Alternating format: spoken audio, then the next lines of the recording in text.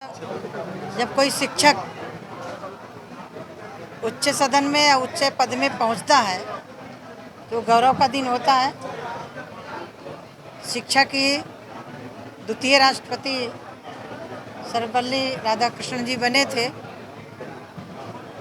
आज का दिन हमारे लिए और ख़ास तौर पर पढ़ने वाले बच्चों के लिए, और मुझे लग रहा है पढ़े तो सभी होंगे, जो भी पढ़ के बड़ा हुआ वो भी पढ़ के गया होगा।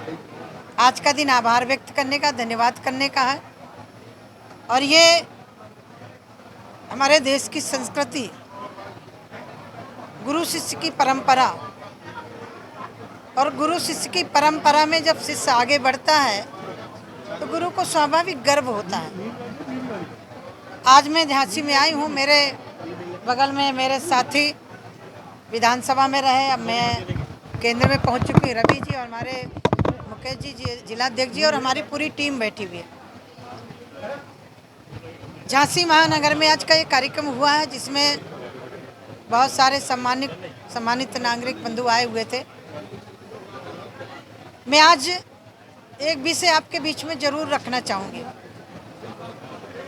बुंदेलखंड के नाम से और महाराष्ट्र में विदर्भ के नाम से, दो जगह के नाम से बहुत राजनीति हुई।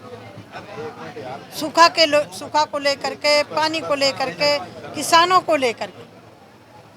लेकिन जिस तेज गति से केंद्र में सरकार बनने के बाद, उत्तर प्रदेश में सरकार बनने के बाद,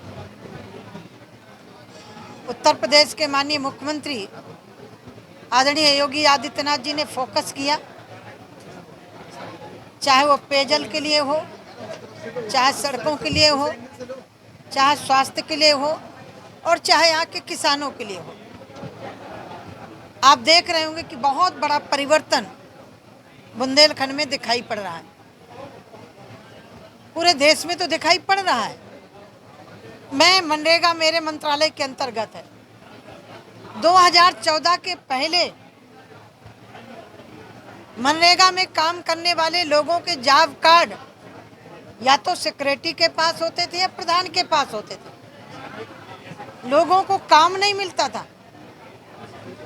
हमने तय किया कि जो हमारा गरीब है बाहर काम करने नहीं जा सकता। ये मनरेगा वैकल्पिक व्यवस्था है, उसको गांव में काम चाहिए तो उसको काम भी दिया गया। और मैं आभारी माननीय प्रधानमंत्री जी की हूँ। जब कोविड महामारी आई, गरीब कल्याण पैकेज की घोषणा करके गरीबों को हमने, श्रमिकों को जो बाहर से श्रमिक आए थे उनको गांव में मनरेगा में काम दिया, मुफ्त में अनाज दिया। जिनको गैस सिलेंडर मिले थे उनको 3 महीने तक मुफ्त में गैस सिलेंडर दिया। जिन लोगों ने जनधन खाते खुलवाए थे उनको उनके खातों में हर महीने 500 रुपया भेजने का काम किया। तो मेरा मानना ये है कि ये इतनी योजनाएं नहीं होती। जिस तरह से गरीब वापिस अपने गांव में आया था काम छोड़ करके, बहुत सारे ऐसे परिवार थे जिनके चूल्हे तक नहीं जलते। हम रोक नहीं पाए, वापस महानगर जाना पड़ा। देखिए एक बात सुनिए ना, मैंने क्या कहा, ये वैकल्पिक व्यवस्था है, ठीक है ना। अब उसको बाहर जा कर के 500 मिल रहा है, 1000 मिल रहा है तो जाए। लेकिन जिस समय कोई काम नहीं था, वो बेरोजगार हो गया था, कोविड के कारण कहीं जा नहीं सकता था, तो ये वैकल्पिक व्यवस्था है, ये स्थायी काम नहीं है। लेकिन उसको हमने पारदर्शिता से किया। मेरा अभिप्राय कहने का ये है कि जिसका अधिकार था उसको हमने दिया। दीदी अभी जी को एक बयान आया है आपके प्रबुद्ध सम्मेलन का, उनका कहना ये अबुद्ध सम्मेलन है ये, और कैसे दीदी लोगों को बुलाया जा रहा है।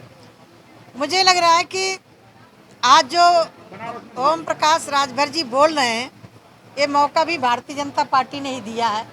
नहीं, उनके गांव में छोड़ के कोई जानता भी नहीं था। पूर्वांचल में 2-3 जनपदों में जानते होंगे। 4 विधायक चुन के आ गए तो भारतीय जनता पार्टी के कारण है। अब इस बार चुन के आ जाए तो पता चले। देखिए, ये शब्द कह करके प्रबुद्ध लोगों का अपमान किया गया। ठीक, 5 सीएम और 20 डिप्टी सीएम पूरे पूरे प्रदेश को सीएम बना देना। हमारी सरकार में एक काम करने की पद्धति है। अब जिसकी ज्यादा महत्वाकांक्षा होगी तो उसके लिए कोई कुछ नहीं कह सकता। किसान लोग आज पंचायत कर रहे हैं बड़ी देखिए, मैं आपसे अनुरोध करती हूँ, 12 बार कृषि मंत्री ने बैठ करके बात की है। मैं आपसे एक सवाल पूछ रही हूँ, आपसे ही, क्या किसान को अपनी उपज बेचने का मंडी में ही बंद के बेचना चाहिए या उसको जहाँ ज्यादा मिला वहाँ बेचना चाहिए? मैं आपसे पूछ रही हूँ। एमएफसी बढ़ाई, एमएफसी कहीं रोकी नहीं गई। ये भ्रम पैदा कर रहे हैं। अब जो कंफ्यूज हैं उनके लिए कोई इलाज नहीं है। सरकार ने पूरा स्पष्ट कर दिया है, एमएसपी बंद नहीं हुई है। किसान को मंडी से मुक्त किया गया है। किसान मंडी में बेच सकता है। किसान को मध्य प्रदेश में अच्छा लाभ मिलता है, वहाँ जाके बेच सकता है। किसान को फ्री नहीं होना चाहिए। गाड़ी बनाने वाला, ट्रैक्टर बनाने वाला पूरे विश्व में कहीं जाके बेच सकता है, तो किसान को मंडी में बांध के रखना चाहिए। ये विपक्ष क्या चाहता है? हम सरकार में, पार्लियामेंट में जिस तरह से विपक्ष ने पार्लियामेंट को हंगामे के बलि चढ़ा दिया, मैं पूछना चाहती हूँ, सरकार कृषि पर चर्चा करने के लिए तैयार, सरकार हर विषय पर चर्चा करने के लिए तैयार, क्योंकि इनके पास कोई मुद्दे नहीं है, इसलिए चर्चा से रोक कौन रहा है किसानों को और सरकार को चर्चा करने के लिए? किसानों को और सरकार के बीच में चर्चा को रोक कौन रहा है? अब जिनको नेता नगरी सूझ रही है, मुझे तो लग रहा है कि इसमें बहुत बड़ा षड्यंत्र है।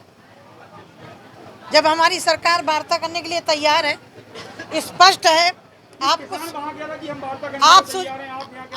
सुझाव दीजिए, हम तैयार हैं। 12 बार वार्ता हुई, एक बार नहीं हुई है। कृषि मंत्री जी बैठे 12 बार, आप सुझाव नहीं दे रहे। काला कानून है क्या, बताओ ना पहले। यदि ये बिल आया है उसमें कोई तो काला बताओ। यदि किसान को मंडी से मुक्त किया गया, ये काला कानून है क्या? किसान को अपना, यदि जहाँ उसको अच्छी कीमत मिलती है, उसको जहाँ अच्छा कीमत मिले उसको बेचना है, तो ये काला कानून है क्या? बताइए तो। हम तो सदन में चाहते थे कि किसी कानून में काला क्या है, ये तो बताएं कम से कम। यदि वो नहीं चाह रहे तो उसको देखिए, हमारी सरकार पूरी तरह स्पष्ट है। हम वार्ता के लिए तैयार थे, वार्ता भी की। सरकार से, किसानों से मैं अनुरोध करती हूँ कि इनके बहकाव में नहीं आए। किसान के हित में काम कर रही है सरकार। आज वो लोग परेशान हैं जो बेरोजगार हो गए, तो उनके लिए कोई इलाज नहीं है। दीदी, राकेश टिकैत का एक बयान आया है आज कि जहाँ जहाँ भी गलत काम होंगे पूरे देश में किसान लोग उसमें आंदोलन करेंगे। क्या मानती हैं आप, राकेश टिकैत देश के नेता बनना चाह रहे हैं? मैं किसी पर टीका टिप्पणी नहीं करती हूँ, लेकिन चुनाव लड़े थे, जमानत जब्त हो गई थी। ठीक है, धन्यवाद। ठीक है।